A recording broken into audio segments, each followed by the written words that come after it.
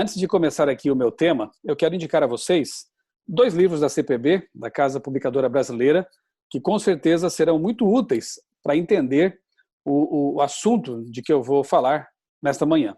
Um deles é Uma Nova Era Segundo as Profecias do Apocalipse, do pastor, doutor Mervyn Maxwell, livro muito bom, bem detalhado sobre cada capítulo do Apocalipse, e um que trata especificamente do capítulo 13 do Apocalipse, que tem como título Apocalipse 13, Leis Dominicais, Boicotes Econômicos, Decreto de Morte e Perseguição Religiosa. Isso poderia realmente acontecer? Muito interessante, o Marvin Moore, aqui o teólogo que escreveu esse livro, fez uma pesquisa ampla, bem aprofundada. É um livro que vale a pena você ler e ter aí na sua biblioteca, ok? Mas o tema de hoje é sobre as 3 bestas do Apocalipse, a identidade delas, vamos identificá-las, e também analisar brevemente a atuação delas em nosso mundo exatamente neste momento, ao longo da história, mas também neste momento. Eu vou trazer aqui muita informação para vocês, eu peço aí que vocês tenham paciência, que analisem tudo com cuidado, com atenção, juntamente comigo. Depois esse vídeo aqui ficará gravado no Facebook da Igreja aí Central de Londrina, no meu canal também no YouTube, Michelson Borges, e você pode rever, indicar para amigos, enfim, usar como você achar melhor, tá bem? E para começar, eu quero compartilhar com vocês aqui a minha tela. Eu preparei aqui uma apresentação e creio que ela vai ser útil aqui para a gente entender melhor esse assunto. Então aí está a identidade e a atuação das 3 bestas do Apocalipse. Vamos começar aqui pela identidade. Depois, mais adiante, nós vamos nos deter um pouco mais na atuação delas em nosso planeta, ok? Para isso, nós vamos ler Apocalipse capítulo 13. Se você tem a sua Bíblia aí, eu convido a ler comigo. É importante que nós leamos juntos esse texto, né? Você pode acessar aí no seu celular, como você achar melhor, mas o importante é que nós leiamos inicialmente os versos 1 a 10 do capítulo 13 do Apocalipse. Diz assim o texto: Vi emergir do mar uma besta que tinha 10 chifres e 7 cabeças, e sobre os chifres 10 diademas, e sobre as cabeças nomes de blasfêmia. A besta que vi era semelhante ao leopardo, com pés como de urso e boca como de leão. E o dragão deu à besta seu poder, o seu trono e grande autoridade. Uma das cabeças da besta parecia ter sido golpeada de morte, mas essa ferida mortal foi curada. E toda a terra se maravilhou seguindo a besta. E adoraram o dragão, porque deu a sua autoridade à besta. Também adoraram a besta, dizendo: quem é semelhante à besta? Quem pode lutar contra ela? Foi-lhe dada uma boca que proferia arrogâncias e blasfêmias, e foi-lhe dada autoridade para agir durante 42 meses. A besta abriu a boca em blasfêmias contra Deus, para lhe difamar o nome e difamar o tabernáculo, a saber, os que habitam no céu. Foi-lhe permitido também que lutasse contra os santos e os vencesse. Foi-lhe dada ainda autoridade sobre cada tribo, povo, língua e nação. E ela será adorada por todos os que habitam sobre a terra, aqueles que desde a fundação do mundo não tiveram os seus nomes escritos no livro da vida do Cordeiro, que foi morto. Se alguém tem ouvidos, ouça. Se alguém tiver de ir para o cativeiro irá. Se alguém tiver que ser morto pela espada morto será. Aqui está a perseverança e a fidelidade dos santos. Acredito que você, como um leitor e estudioso das profecias apocalípticas, deve já ter visualizado vários dos símbolos que são mencionados ali no Apocalipse, um livro simbólico, como o dragão, a besta mesmo, né, representando poder, um reino, enfim, águas, né, que significam povos, multidões, nações e línguas, e outros símbolos mais que aparecem ali. Você percebeu também que a besta descrita ali no capítulo 13, ela contém elementos de uma profecia mais antiga. Lá em Daniel capítulo 7, encontramos descrevendo os reinos que sucederiam na história, desde o tempo do profeta Daniel, começando por Babilônia, animais como um leão com asas, um urso com 3 costelas na boca, um leopardo com 4 cabeças e asas, e um animal terrível e espantoso. Nós sabemos já, porque já estudamos Daniel e conhecemos a história, que Leão representa a Babilônia, urso a Medo-Pérsia, Grécia representada pelo leopardo, com 4 cabeças, e o animal terrível e espantoso ali é Roma. Curiosamente, João, no Apocalipse, ele toma emprestados elementos dessa visão aqui, dessa profecia, porque a besta ela se assemelha a esses animais aqui do capítulo 7 de Daniel. Então, acreditamos que o João, inspirado por Deus, quer nos fazer pensar em Daniel 7 quando interpretamos Apocalipse capítulo 13, porque ali vai aparecer um poder que tem relação direta com esse capítulo aqui de Daniel, ok? E aqui nesse gráfico, nessa pequena tabela, podemos ver então as relações que há entre um elemento profético lá de Daniel 7, que é o chifre pequeno, que vem ali do poder representado por Roma, e a besta do mar em Apocalipse 13. Veja só que interessante. O chifre pequeno, Daniel 7, no verso 25, é dito ali que ele blasfema contra Deus, ou seja, ele procura assumir prerrogativas que pertencem unicamente a Deus, perdoar pecados, se colocar no santuário, querendo parecer Deus, enfim, ele blasfema. E, curiosamente, no capítulo 13 de Apocalipse, o poder representado pela besta do mar, verso 6, blasfema contra Deus também. O chifre pequeno persegue o povo de Deus. No Apocalipse, vemos que a besta do mar persegue o povo de Deus. A ponta pequena, ou o chifre pequeno, vence o povo de Deus. No Apocalipse, a besta do mar vence o povo de Deus. Chifre pequeno é pequeno de início, mas depois ele se torna poderoso, cresce, né? O chifre pequeno ali tem um período de tempo de atuação com muito poder, os 1260 anos, veremos daqui a pouquinho mais detalhes sobre isso aí. E lá no Apocalipse, também, a besta do mar tem um período de tempo de atuação com poder que é ao mesmo tempo da ponta pequena, não é coincidência, já percebemos isso, né? O chifre pequeno, é dito no verso 25 de Daniel 7, que mudou os tempos e a lei de Deus, alterou a lei de Deus. Lá no Apocalipse, a besta do mar, ela impõe uma marca, um selo em oposição a um selo de Deus que aponta para o seu poder e a sua lei. Você conhece o assunto? Acredito que sim. Se não, aqui fica o convite para estudar mais a fundo esse tema aí, né? Mas você percebe os paralelos aqui claríssimos, né? Portanto, entendemos que a besta do mar é o mesmo poder representado pelo chifre pequeno em Daniel capítulo 7 e também em Daniel capítulo 8. Esses paralelismos são muito úteis para nós compreendermos as profecias e evitarmos, né, viajar, né, interpretando de forma muito estranha, como alguns fazem aí, os símbolos proféticos. Vale muito a pena conhecer Daniel e os seus símbolos, porque Apocalipse usa muito da linguagem que vem de lá, linguagem metafórica, né, simbólica. Então nós temos aqui a explicação no tempo, uma pequena linha do tempo aqui, que nos mostra quando foi que esse poder da besta, do mar e da ponta pequena atuou, quando esse poder atuou com grande poder ao longo da história. Lá é dito que ele teria poder para perseguir e matar durante 1260 anos, que na verdade é o mesmo período descrito também por 3 anos e meio, ou 1 tempo, 2 tempos e metade de 1 tempo, e também no Apocalipse por 42 meses. Todos essas três formas de apresentar esse período temporal, elas equivalem a 1260 dias, mas você sabe que em profecia, dias equivalem a anos, então nós temos 1260 anos. Essa profecia interessante, ela começa em 538, quando existe ali a aplicação do Edito de Justiniano, permitindo que a igreja oficial na época, a igreja romana, perseguisse, matasse, torturasse quem ela quisesse, portanto uma associação entre Estado e igreja. Acontece a derrota dos ostrogodos, a última tribo resistente ao papado, o último dos 3 chifres que deram lugar ao chifre pequeno.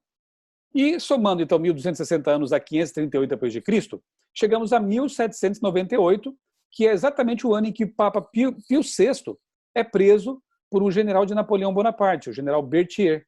E ali entendemos que a ferida mortal descrita em Apocalipse 13 foi então desferida. Parecia realmente que a igreja romana não mais se levantaria, que os papas não teriam mais poder, mas depois a história se reverte. Você lembra que nós lemos aqui que essa ferida mortal vai ser curada e a terra vai se maravilhar seguindo a besta.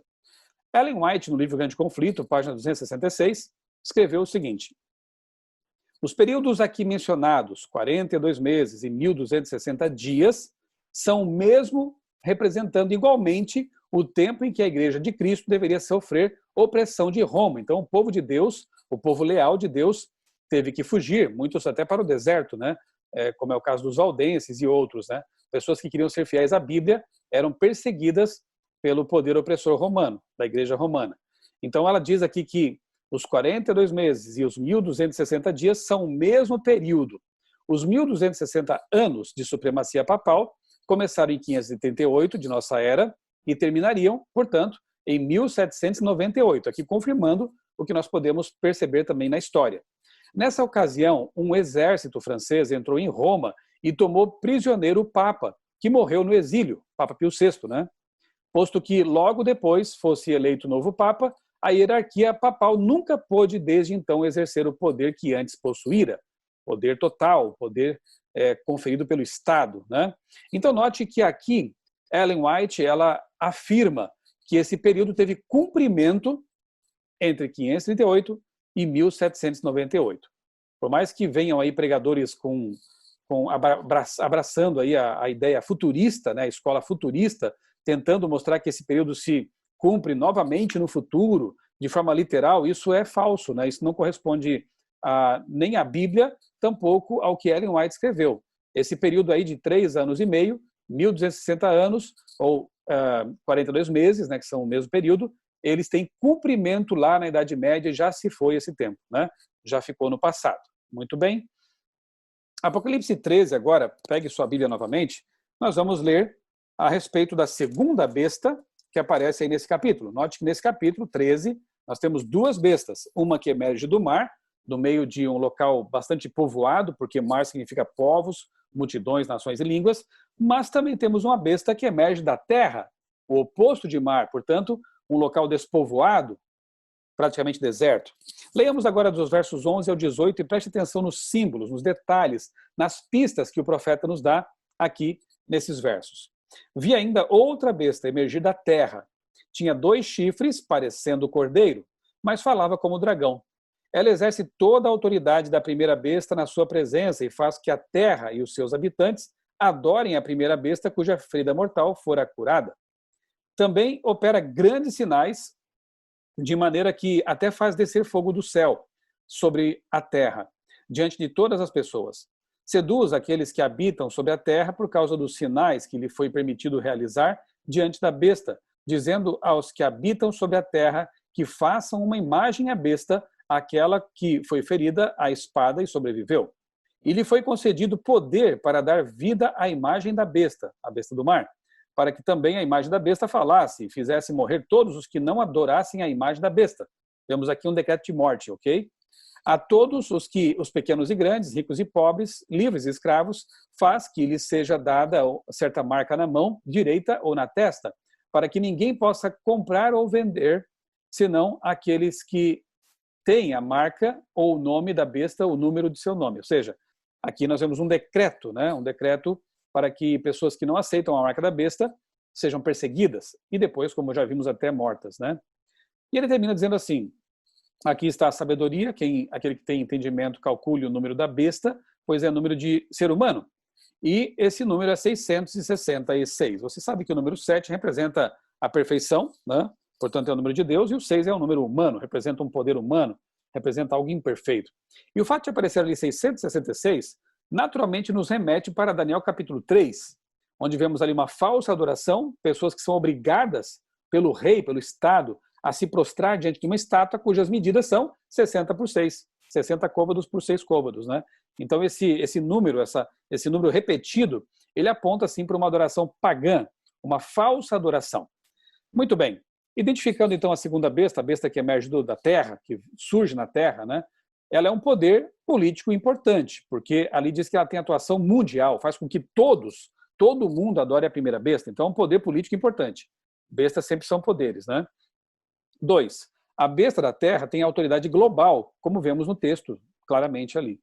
A besta da terra é um poder do tempo do fim. Será que temos prova disso na Bíblia também? Já verei com vocês. E a besta da terra é um poder cristão. Como identificar isso? Veja ali o comentário abaixo, né? Em Apocalipse 16, A primeira das 7 últimas pragas é dirigida aos portadores da marca da besta e adoradores da sua imagem. No verso 2 a gente vê isso. Portanto, a besta da terra é que impõe essa marca, e se as pragas têm que ver com o finalzinho da história deste mundo, logo após o fechamento da porta da graça, isso quer dizer que essa besta, ela é um poder realmente do tempo do fim.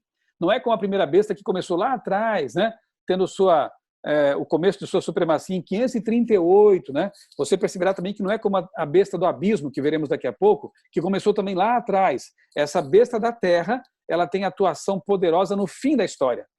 Anote isso. 4. A palavra cordeiro aparece 31 vezes no Apocalipse. 30 delas aplicadas a Jesus, e apenas uma vez é aplicada à besta que quer imitar Jesus. Portanto, se essa besta quer imitar Jesus, ela é um poder religioso também, um poder cristão.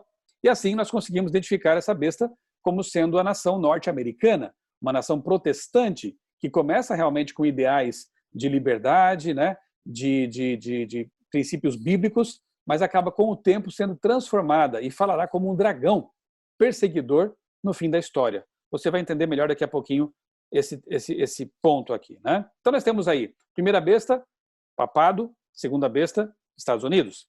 E a terceira besta, quem é essa? Vamos ler Apocalipse capítulo 11 agora. Abra a sua Bíblia aí, por favor. Apocalipse capítulo 11, vamos descobrir quem é a besta que emerge do abismo agora, uma terceira besta aí, né? Apocalipse 11, vamos ler do verso 3 para frente, tá? Apocalipse, capítulo 11, versos 3 a 13. Eu leio assim: Darei autoridade às minhas 2 testemunhas para que profetizem durante 1260 dias. Você já sabe que dia equivale a ano. Curiosamente, aqui temos o mesmo período que já vimos em Apocalipse 13 e em Daniel 7. 1260 anos. Essas 2 testemunhas profetizando vestidas de pano de saco. São estas as 2 oliveiras e os 2 candelabros que estão em pé diante do Senhor da terra. Se alguém pretende causar-lhes dano, da boca dessas testemunhas sai fogo e devora os inimigos. Sim, se alguém pretende causar-lhes dano, certamente deve morrer. Elas têm autoridade para fechar o céu, para que não chova durante os dias em que profetizarem. Tem autoridade também sobre as águas para transformá-las em sangue, bem como para ferir a terra, com todo tipo de flagelos, tantas vezes quantas quiserem.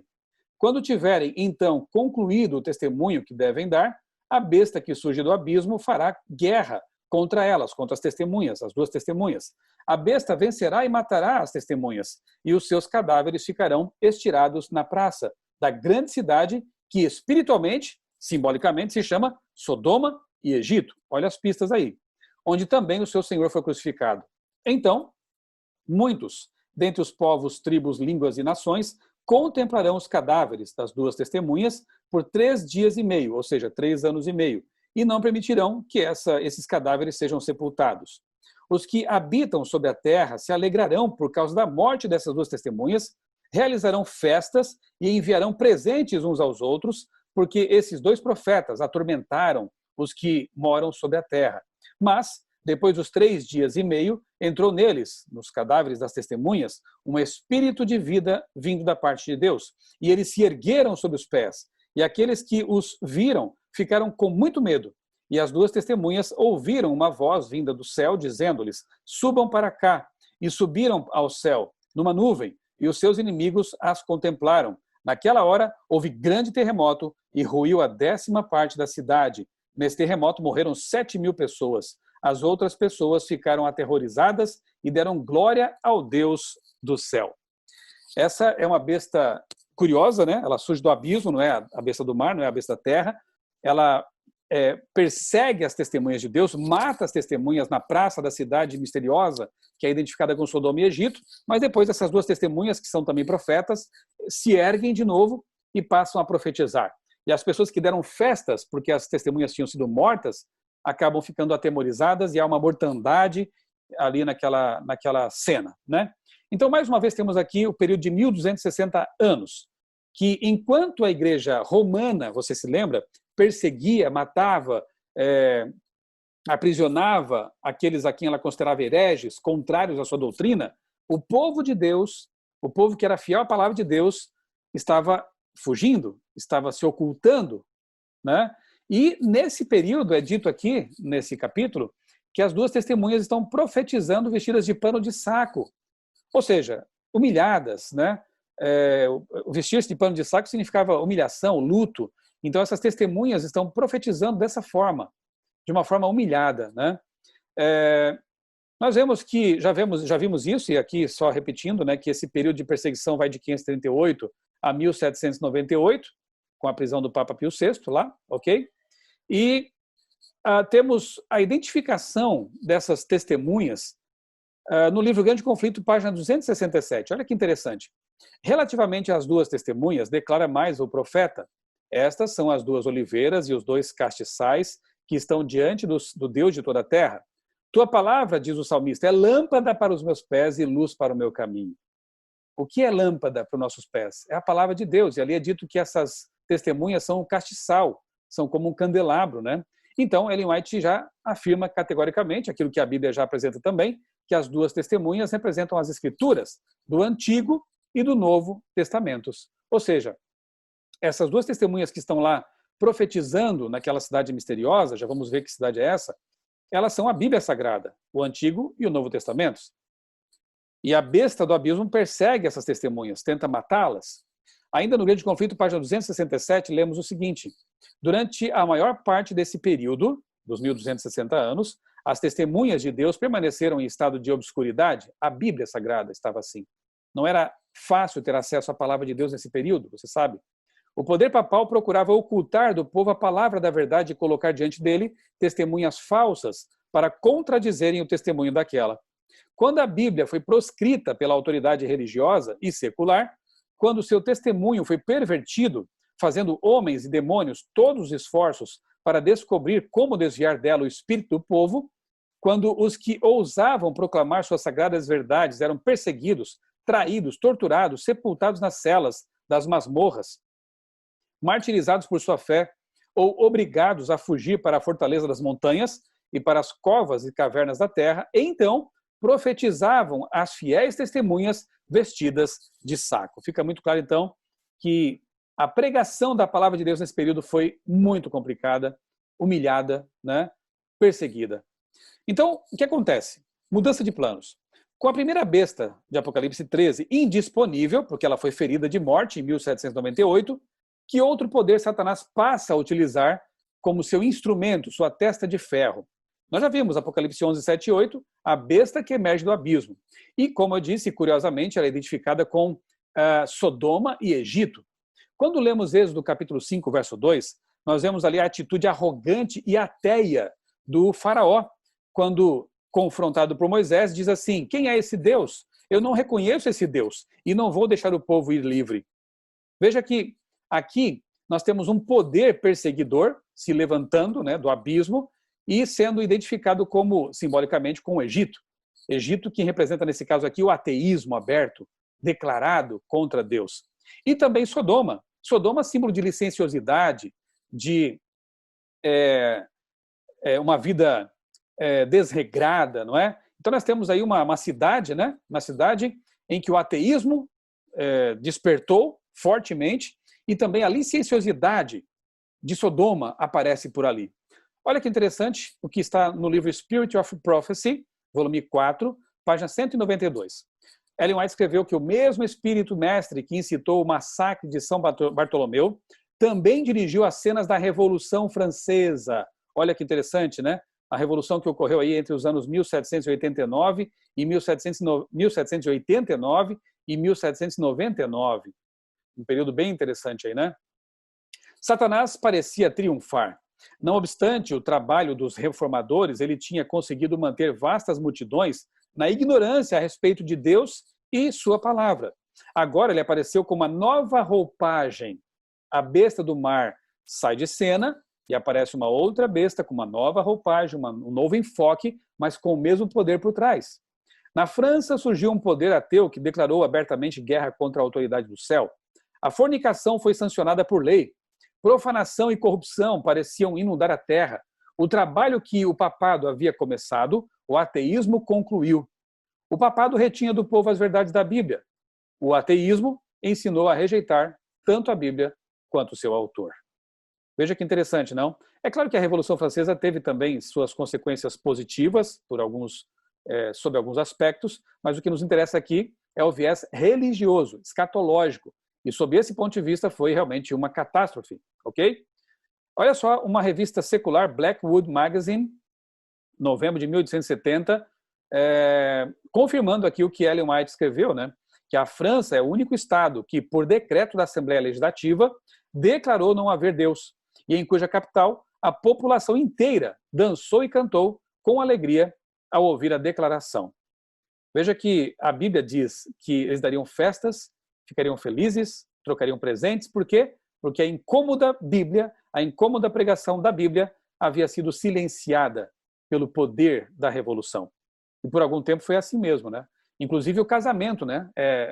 Foi tido como apenas um contrato transitório. Eles casavam por 10 dias, casavam por algum tempo, e se eles então vissem que não foi uma boa decisão, separavam e estava tudo certo, né? O casamento foi banalizado. E a semana de 7 dias, que aponta para a criação do mundo e o descanso sabático, foi trocada por uma semana de 10 dias.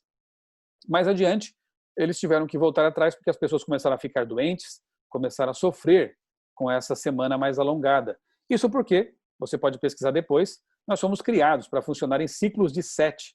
É o tal do ciclo circaseptano. É uma pesquisa bem interessante aí para você.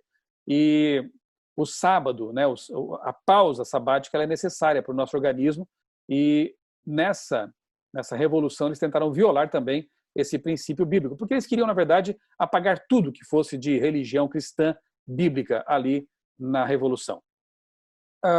Um livro bastante interessante sobre a Revolução Francesa e esse viés religioso dela, um livro que inclusive é secular, não é um livro adventista nem evangélico, né? Os Deuses da Revolução, de Christopher Dawson. Ali ele diz o seguinte na página 7: o embaixador dos Estados Unidos na França escreveu de Paris em 1792 que tinha vivido para ver uma nova religião surgir.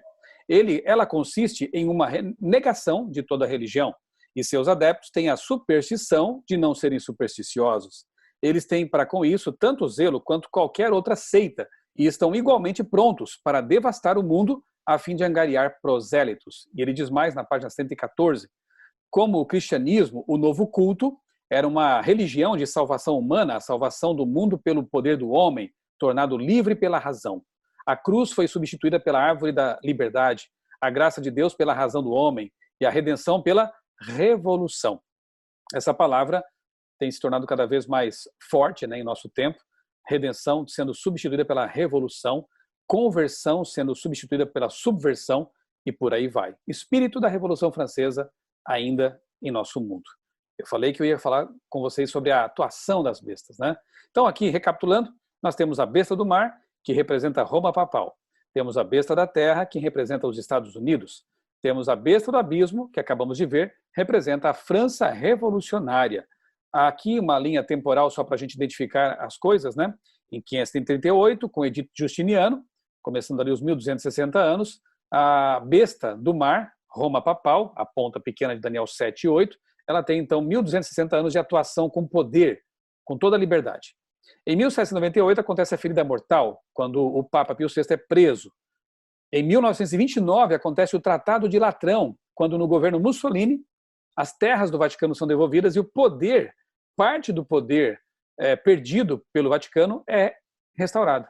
E aí nós vemos então nessa concordata, né, nessa lei assinada, o começo da cura da ferida mortal, segundo o Apocalipse 13. Ali abaixo, 1776, a Declaração de Independência dos Estados Unidos, e a nação que inicia lá num deserto, né, um local pouquíssimamente povoado, né?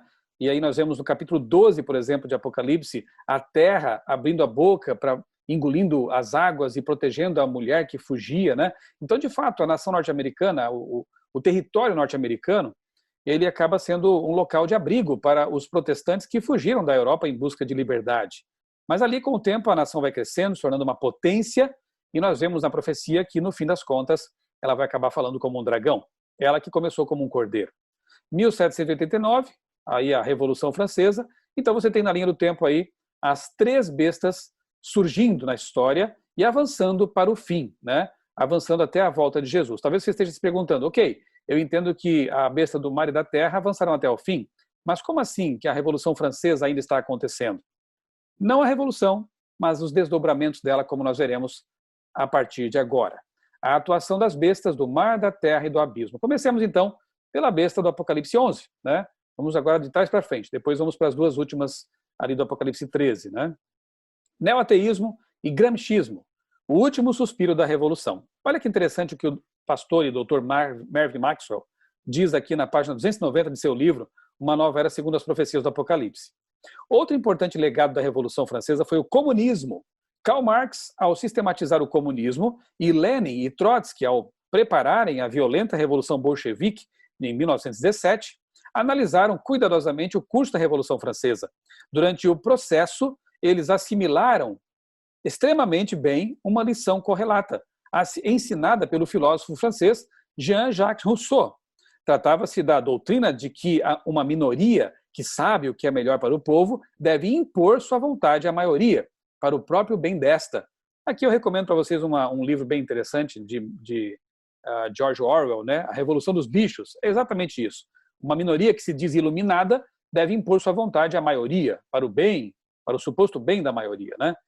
Diz aqui o Mervyn ainda mais que o professor, ele cita aqui o professor Palmer, né?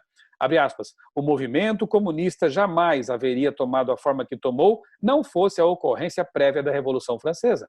Portanto, o marxismo, o comunismo, são inspirados na Revolução Francesa. São os filhotes dessa revolução. Então, as ideias, né, dessa besta do abismo continuam, sim, em nosso mundo, atuando ainda no nosso tempo. Em 1989, você sabe disso, caiu lá, foi derrubado o Muro de Berlim, e aparentemente foi a queda, né, do comunismo, com o fim da Guerra Fria, o fim da ex-União Soviética, né, parece que realmente o comunismo estava com seus dias contados. Ok, só que, repito, as ideias muitas vezes são até mais poderosas que as armas, e Antonio Gramsci, um filósofo e jornalista italiano, percebeu muito bem isso. Ele escreveu vários livros aí enquanto estava preso e promoveu uma verdadeira revolução cultural. Gramsci ensinava que, já que pelas armas não foi possível implantar um regime marxista-comunista, nós temos que conseguir isso pelas ideias, cooptando os jornalistas, a imprensa, os formadores de opinião e também as escolas. E isso deu muito certo. Depois você pode pesquisar um pouco sobre a Escola de Frankfurt, sobre a influência dessas ideias, né, gramscistas na educação e na mídia. A revolução cultural realmente é um fato, né? Nós vemos desdobramentos disso na ideologia sem gênero, nós vemos desdobramentos disso nas ideias abortistas, meu corpo, minhas regras. Esqueça a ideia de que nós somos templo do Espírito Santo, esqueça a ideia de que nós somos criados como homens e mulheres, e o casamento é uma relação heteromonogâmica. Essas ideias liberais, progressistas, relativistas, vêm tentando destruir esses princípios, esses valores bíblicos, mais ou menos como a Revolução Francesa, os revolucionários tentaram fazer também com a Bíblia, lá nos anos fim dos anos 1700. O neoateísmo também, segundo se percebe, é um suspiro aí, um desdobramento, né, da Revolução Francesa, no sentido de que também perseguiu a Bíblia, as ideias cristãs, judaico-cristãs. É o último suspiro ateísta e o declínio da besta do abismo. Esses quatro senhores aí na tela, Richard Dawkins, Sam Harris, Daniel Dennett, Christopher Hitchens já é falecido, foram muito produtivos, escreveram muitos livros e artigos aí nos anos 90, 2000, tentando destruir literalmente o cristianismo e o criacionismo. Eles eram inimigos da fé cristã e da fé, enfim, né? Tentaram mostrar que a religião é inútil, né? Denis Lecomte, no livro do Ateísmo ao Retorno da Religião, da editora Loyola, Edições Loyola, ele escreveu aqui, ele citou aqui o bispo Claude Dagens, que diz o seguinte, olha que interessante a percepção desse bispo católico. Os pensadores ateus do mundo moderno, principalmente os do século XVIII, denunciam apaixonadamente as mentiras e as ilusões que atribuem à influência do cristianismo. Querem a todo custo libertar as mentes da influência esmagante aos olhos deles de uma religião opressiva e manipulada pelos exploradores que são os padres. Olha só que interessante. O refluxo das formas mais duras ou mais ideológicas do ateísmo deixa lugar ao ressurgimento do sentimento religioso. Uma reação, né? Não é necessariamente Deus que está de volta, mas o sentido humano do sagrado ou do divino, o desejo sepultado de certa transcendência que vem à tona assumindo formas estranhas.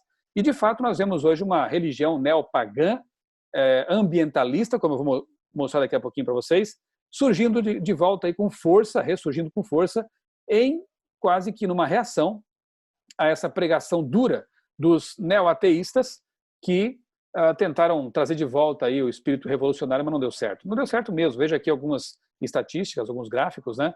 The Washington Post, o mundo aí, esperava-se que a religião diminuísse, o sentimento religioso enfraquecesse no mundo, mas não, ele está se fortalecendo cada vez mais, né?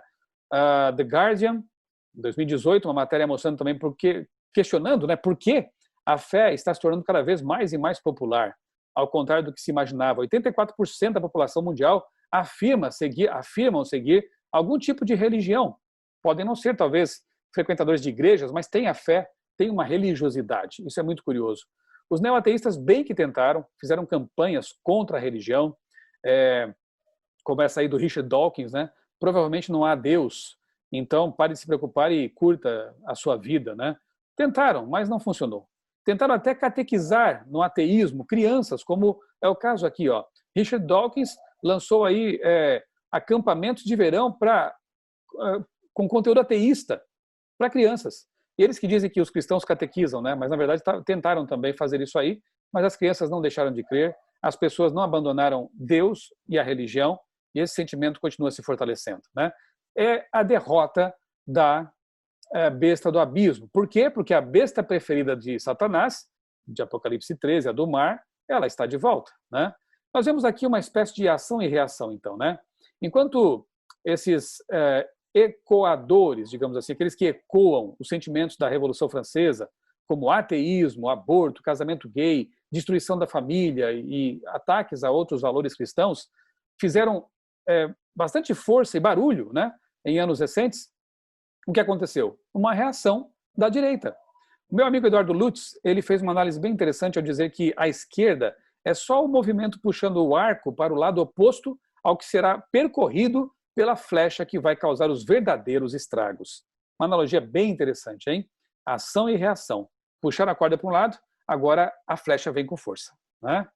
Veja aí a flecha. Eleições 2018, por que especialistas veem onda conservadora na América Latina após disputa no Brasil? Onda conservadora. Crescimento da extrema-direita na Europa. Entenda esse fenômeno. Não foi só a América Latina, foi na Europa, foi nos Estados Unidos também. A ascensão da direita nacionalista é planetária. Uma direita religiosa que diz valorizar os princípios cristãos, né? Então nós vemos que a ferida da besta lá de Apocalipse 13 realmente começa a passar por um processo de cura, tá? Esse é um outro tópico importante aqui dessa palestra. Nós vemos aqui em 2015, por exemplo, o Papa Francisco indo aos Estados Unidos e pela primeira vez na história, um Papa discursando na Câmara dos Deputados e emocionando inclusive o presidente da Câmara aqui. Veja só, enquanto o Papa discursava, ele estava ali secando as lágrimas. Pouco após esse discurso histórico, o Papa vai até ali a sacada, né, do Capitólio, e ali ele profere uma bênção a uma multidão reunida ali em frente, né, ao Capitólio, em Washington, e pela primeira vez na história um Papa abençoa a América, uma coisa que seria impensável lá no século XIX, quando Ellen White escreveu que o abismo que havia entre protestantes e católicos seria transposto com o tempo e haveria depois uma aproximação. Aqueles que leram o que Ellen White escreveu lá no século XIX devem ter achado que ela estava doida, né? Que era um absurdo dizer uma coisa dessa. Mas a foto aqui é um cumprimento de profecia tremendo, né? Poucos dias depois, o Papa foi até a sede da ONU, lá em Nova York, e discursou para líderes de 193 países. Primeira vez na história que um Papa faz isso ali, na sede da Organização das Nações Unidas, né?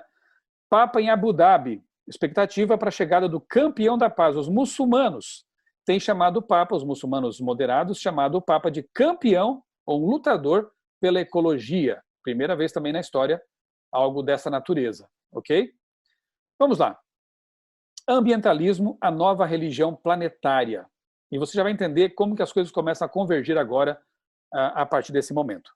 Papa Francisco tem clamado para um novo sistema global de governança para lidar com o aquecimento global ou as mudanças climáticas. Não se esqueça, o Papa Francisco, mais do que a tal da Greta Thunberg, tem sido encarado como um campeão do meio ambiente, da ecologia, para salvar o planeta, ok? Papa Francisco defende o fim do trabalho aos domingos. Eu estou pegando aqui algumas notícias mais ou menos soltas, mas tem muitas, né? Ele tem falado com insistência sobre esse assunto, de que o domingo pode ser realmente uma solução para minimizar aí os efeitos climáticos, né? Eu quero convidar você a assistir depois no meu canal a este vídeo aí, ó, o Sino da Amazônia e o Ecumenismo, para você ver realmente qual é a tônica dos bispos atualmente, do Papa Francisco, para você perceber realmente como as coisas se conectam. Não tenho tempo aqui de explorar mais esse tópico aí. Veja, pessoas que não têm nada a ver com religião, como neste podcast aqui de política, né, falando sobre um assunto que eu já há 10 anos praticamente tenho tratado em meus canais, no meu canal, em meus blogs, né, que o ambientalismo se tornou uma nova religião planetária. Exatamente isso. As pessoas estão percebendo isso agora. Agora, preste bem atenção nesse texto que eu vou ler com vocês aqui de Mensagens Escolhidas, volume 3, página 392. Veja o que Ellen White escreveu no século XIX. O chamado mundo cristão será palco de grandes ações decisivas. Homens com autoridade promulgarão leis para controlar a consciência, segundo o exemplo do papado. Babilônia fará que todas as nações bebam do vinho da ira de sua prostituição. Toda a nação será envolvida. João, o revelador, declara o seguinte sobre esse tempo. Isso está lá em Apocalipse 18 e também 17. Tem estes um só pensamento.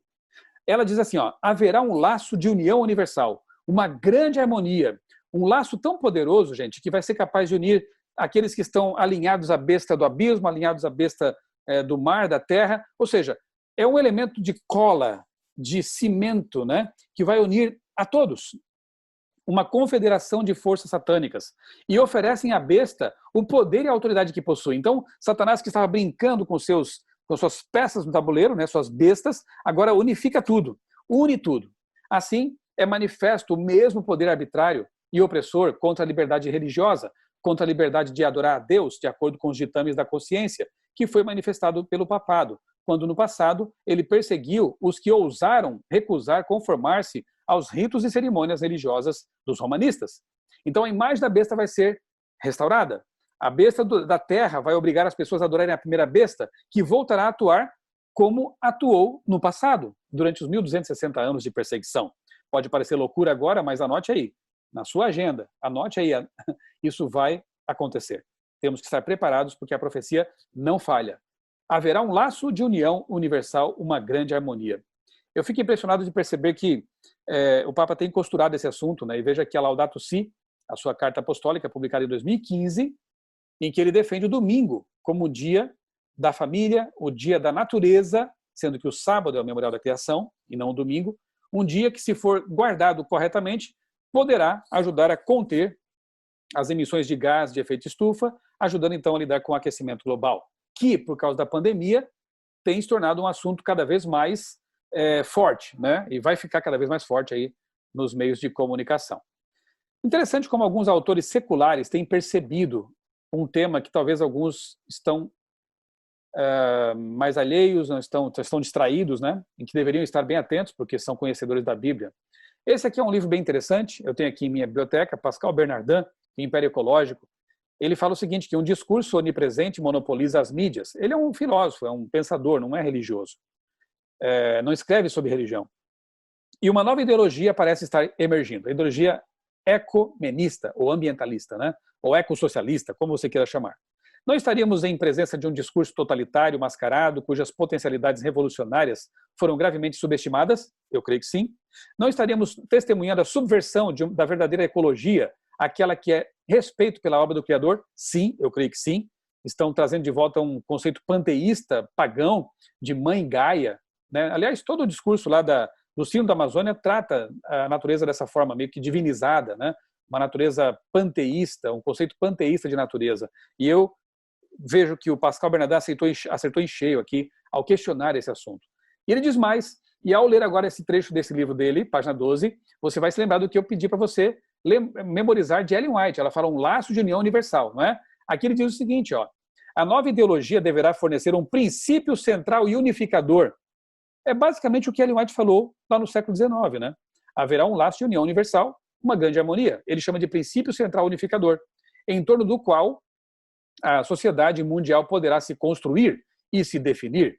Esse princípio deverá formá-la por inteiro, permiti-la definir tanto os objetivos sociais quanto as normas de comportamento individual, ser aceito pelos povos do Ocidente e do Oriente, do Norte e do Sul. Ele deverá evitar confrontar qualquer sensibilidade religiosa ou filosófica, mas, ao contrário, fazer avançar a causa sincretista, olha o ecumenismo aí, né? E a aparição de uma religião mundial. Olha, todo mundo entregando o poder à besta, como diz Ellen White, e o Apocalipse também diz, né? Esse princípio central unificador, que Ellen White chama de laço de união universal, deverá também permitir ao poder mundial intervir, diretamente ou não, em todos os setores da sociedade. Ele deverá permitir, além de uma religião mundial, a instauração de um governo mundial. Nada mais profético. É incrível, parece que Pascal Bernardin andou lendo o livro O Grande Conflito, que se você não leu, precisa ler urgentemente. Né? Outro autor faleceu recentemente, que já percebia algumas coisas no ar, embora não fosse um religioso, Roger Scruton, um filósofo, né? Ele diz aqui no livro Filosofia Verde, previsões alarmistas desse tipo são recorrentes na história, e há um bom motivo para isso. Alarmes transformam problemas em emergências, levando o andamento normal e diário da política a uma interrupção abrupta. Vimos isso nessa pandemia agora. Diante de uma emergência, preparamos-nos para obedecer. Use máscaras, não saia de casa, não frequente tais lugares. Não estou dizendo que isso não deva ser feito, entenda bem. Mas o fato é que a população do mundo foi domesticada, foi preparada para ceder suas liberdades, porque uma crise intensa está aí ameaçando vidas.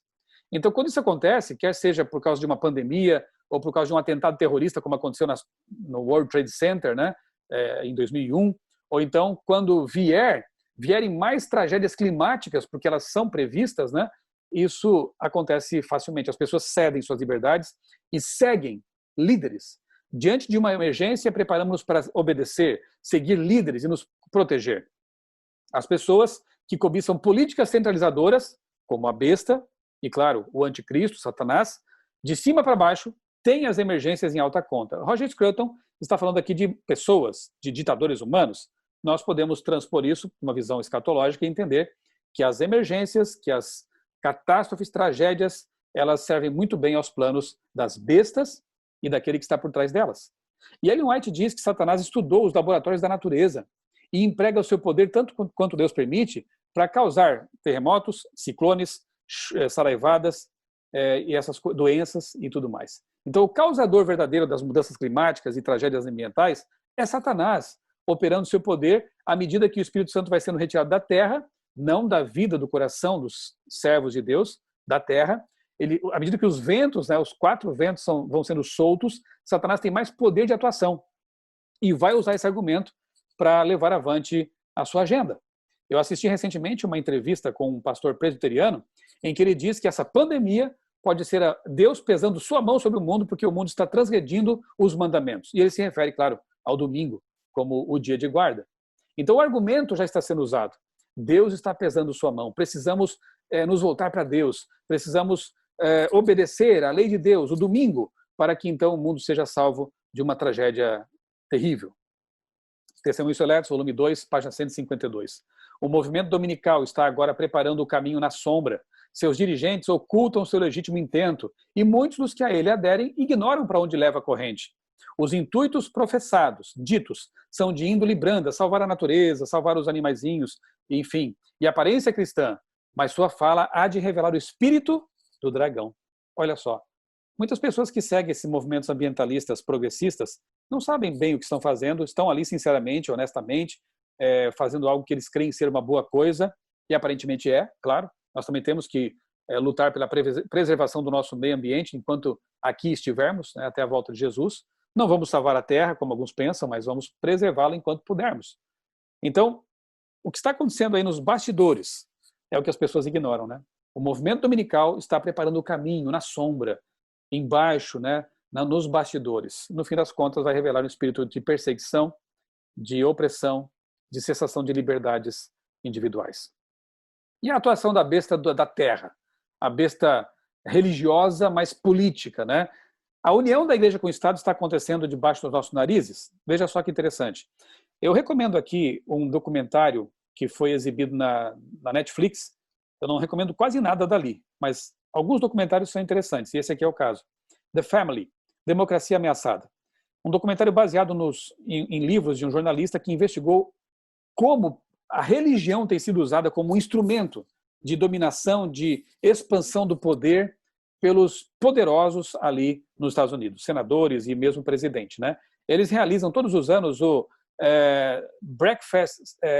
Prayer Breakfast, é o café da manhã de oração.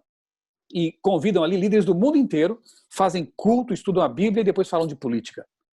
Veja que interessante como a profecia falava realmente de um poder que seria a união entre o Estado e a igreja novamente. Eu quero convidar você também a assistir a este vídeo no meu canal, mais um dever de casa aí, cenário profético, duas faces da mesma moeda, em que a minha colega jornalista Agatha Lemos e eu analisamos esse assunto, né? O assunto aí da family, a atuação do Papa nesse meio todo. Como é que a gente entende esse cenário? Não dá tempo de explorar isso aqui em detalhes, tá bom? Você, por favor, assista lá. Trump, na primeira eleição, na primeira corrida presidencial, já tinha prometido derrubar a barreira entre igreja e Estado. Ele queria derrubar, e ainda quer, obviamente, a emenda Johnson, que estabelece a separação salutar, separação entre igreja e Estado nos Estados Unidos, né? O Estado é laico. Ele quer cada vez mais aproximar a religião dos assuntos de Estado. Veja quando ele foi eleito, né? O Escolhido, né? The Chosen One. Um novo filme aí retratando Trump como tendo sido eleito por uma vontade de Deus, por um ato de Deus. E quando você começa a misturar religião com política, a coisa não dá certo, né? Quando começa a ver um presidente como quase um Messias, um novo Messias, as coisas ficam bem complicadas, né? E aí nós vimos, né, este ano mesmo, em tempos de pandemia, em tempos de revoltas, né, antirracistas nos Estados Unidos, o Trump e a esposa indo a um santuário católico construído em homenagem ao Papa João Paulo II, lá nos Estados Unidos, fazer ali orações e, com isso, dar um recado para os católicos de todo o mundo. Olha que interessante. Ele foi inteligente aqui, né? O João Paulo II foi o Papa que combateu o comunismo, ok? Foi ele que ajudou a derrubar o comunismo na Polônia e também o comunismo lá na ex-União Soviética, aliando-se a Ronald Reagan, o então presidente norte-americano. Quando o Trump vai a um templo dedicado ao Papa João Paulo II, que agora foi canonizado, Santo Paulo II, alguma coisa assim, ele então está dando um recado de que ele quer o apoio católico para derrotar esses movimentos de revolta que têm ali um viés comunista, um viés progressista.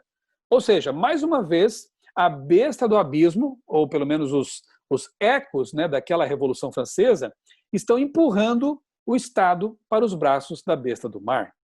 Aqui você vê, então, um representante da besta da terra indo buscar a bênção, o apoio, a ajuda da besta do mar. Então, a besta do abismo empurrando a besta da terra para os braços da besta do mar. Isso é muito interessante. Veja aqui nas redes sociais aí do Donald Trump, no Twitter, ele desejando aí um Happy Sunday, né? Feliz domingo, nós precisamos de Deus. E ele repercute aqui uma notícia dando conta de que o povo da Polônia, da América e da Europa ainda clama, né? Nós queremos Deus. E está aí, de novo, fazendo menção aí ao Papa João Paulo II. Não, por acaso, certamente. Ali embaixo um comentário, né, de Balaam Barugahara, né? O Santo João Paulo II foi o maior, né, e o melhor Papa dos tempos modernos. Olha a exaltação aí de um Papa que era anticomunista e que fez uma parceria forte com o governo norte-americano da época, Ronald Reagan, né? Aqui no Twitter da Rachel Campos Duffy, ela revelando que durante as reuniões, isso é bastante recente, né? Durante uma reunião ali com uma multidão ali em frente à Casa Branca, foi executada a música Ave Maria, né? Ave Maria. Então, você vê aí realmente uma aproximação, Trump falando para um eleitorado católico, né, cada vez mais. Isso é bastante interessante. Olha aqui também outro ponto de convergência. Até então, o ambientalismo, essas bandeiras ecológicas eram mais ligados à esquerda, né? Mas agora o que vemos ali é o país, extrema-direita francesa abraça a causa ambiental, mas é claro, essa causa vai ajudar pessoas a se elegerem, essa causa vai trazer a simpatia do povo para os políticos. Então, esqueça, não é mais uma bandeira apenas da de esquerda, não vai ser mais desse ou daquele partido, vai ser uma causa mundial, é o elo, é o laço de união universal. Direita e esquerda vão se unir nesse propósito aqui, né? E outros discursos também têm aparecido por aí, como esse aqui, por exemplo, a economista que defende uma mudança radical do capitalismo para o mundo pós-pandemia. Então, a besta da terra, né, que representa tão bem o capitalismo selvagem também, com todas as suas mazelas. A Bíblia condena o amor ao dinheiro, você sabe disso, né? E ali nós temos desigualdades e uma série de coisas negativas também, advindas do capitalismo, não só do comunismo, né? Embora o comunismo seja responsável pela morte de muito mais pessoas em toda a história. Mas, enfim, esse é um outro ponto. Então, aqui há um clamor para que nós revisemos o capitalismo e o mundo sendo devastado pelos grandes conglomerados e indústrias, para que tenhamos uma nova vida, um novo mundo pós-pandemia. Não é a única, veja. Pensadores famosos como Noam Chomsky, né, dizendo somente um novo acordo verde pode nos salvar de um novo desastre, pior do que essa pandemia. Então agora você vê essas duas coisas sendo relacionadas, né? Pandemia com o ambientalismo, né? Se nós não mudarmos, não tivermos aí um acordo verde, e note que o Papa Francisco é o campeão desse assunto, e ele tem uma proposta na Laudato Si, que é o descanso dominical. Se não tivermos isso aqui funcionando, não teremos um mundo pós-pandemia. Agora, o Fórum Econômico Mundial falando a mesma língua, The Great Reset. Eu quero que você assista também no meu canal, Michelson Borges, ao vídeo em que eu explico o que é esse Great Reset. É a mesma proposta. Queremos repensar tudo. Precisamos de um novo recomeço, de um novo começo, um novo start, né? Um restart para esse planeta, uma nova economia, e alguns até chamam de economia de Francisco, porque a proposta já foi feita. O Papa apresenta plano para ressuscitar a humanidade após a pandemia. Olha que interessante. Quem é o líder que está se destacando em tudo isso, né? E que plano é esse? As propostas já foram lançadas. Basta ler a epístola Laudato Si. Queridos, eu espero que com essa exposição vocês tenham percebido que o fim se aproxima, que o cenário está montado, pode ser que seja um outro cenário, que o cenário se modifique, pode ser que Deus coloque ainda um freio por misericórdia, pode ser. Eu não estou aqui dizendo que vai ser exatamente desse jeito, eu estou apenas apresentando uma proposta e percebendo como as bestas trabalham, atuam, né? E como há pessoas servindo de joguete, para usar aqui uma expressão de Lenin, né? De Vladimir Lenin, são idiotas úteis muitas vezes. Eu não gosto porque ela é pesada, mas foi ele que usou, né? Bobos úteis, talvez. Achando que temos que defender a esquerda, defender a direita, defender esse ou aquele movimento, né? Nos engajar em causas e militar, ser militantes. Não está correto isso, nós temos que ser cristãos bíblicos. Se formos cristãos bíblicos, já estaremos fazendo a coisa certa, pelo motivo certo. E perceberemos que a nossa esperança não vem da esquerda nem da direita, que são instrumentos de polarização da besta, na verdade. A nossa esperança vem do alto, vem do nosso Senhor Jesus Cristo. E nós precisamos ter as nossas lâmpadas cheias de azeite. Leia e medite, por favor, na parábola das 10 virgens, Mateus 25, 1 a 13. Mais do que nunca, nós precisamos meditar nessa parábola e perceber que não basta estar na igreja. Nós precisamos de uma relação real com Jesus. Precisamos do Espírito Santo pleno em nossa vida, para que nós possamos estar, então, preparados para que, quando vier o grito, aí vem o noivo, nós estejamos preparados para ir para a festa, para ir para o céu com Jesus e com os queridos a quem amamos. Eu espero que em breve nós possamos deixar de contemplar fotos, imagens e ilustrações como esta aqui e possamos ver realmente o nosso Senhor Jesus Cristo de fato vindo nas nuvens dos céus. Eu espero que vocês tenham compreendido com essa exposição, tanta informação, né? Mas depois, se quiserem digerir com mais tempo isso também, fique à vontade. Mas espero que vocês tenham percebido realmente que há dois poderes lutando, não só por trincheiras no mundo, mas pela nossa mente. Deus está convidando você a entregar sua vida para Ele, livremente. E Satanás querendo invadir a sua mente, invadir sua vida, para destruir, para dominar. E dividir para dominar também e conquistar, como ele tem feito muitas vezes com a própria igreja. Fiquemos firmes, enchamos nossas lâmpadas com azeite celestial, com o poder do Espírito Santo, para que possamos estar preparados para a volta de Jesus. Eu quero orar com você nesse momento. Feche os olhos. Bondoso Deus, muito obrigado porque em Tua palavra, na revelação inspirada, encontramos luz para o nosso caminho. Podemos antecipar os passos nesse grande conflito entre os poderes que estão lutando neste mundo e pela nossa mente. E assim nos precaver, e assim nos preparar para o que está à nossa frente. Bondoso Deus, enche nossas lâmpadas com azeite celestial, que nós possamos manter comunhão íntima com Jesus e deixar de lado as coisas que nos distraem, que nos afastam de Ti, que possamos estar firmes, preparados para o breve encontro com Jesus quando Ele voltar nas nuvens dos céus. É em nome dele que nós te pedimos essas bênçãos agradecidos. Amém. Um grande abraço para vocês, queridos irmãos, e que Deus abençoe cada um de vocês e a família de vocês também.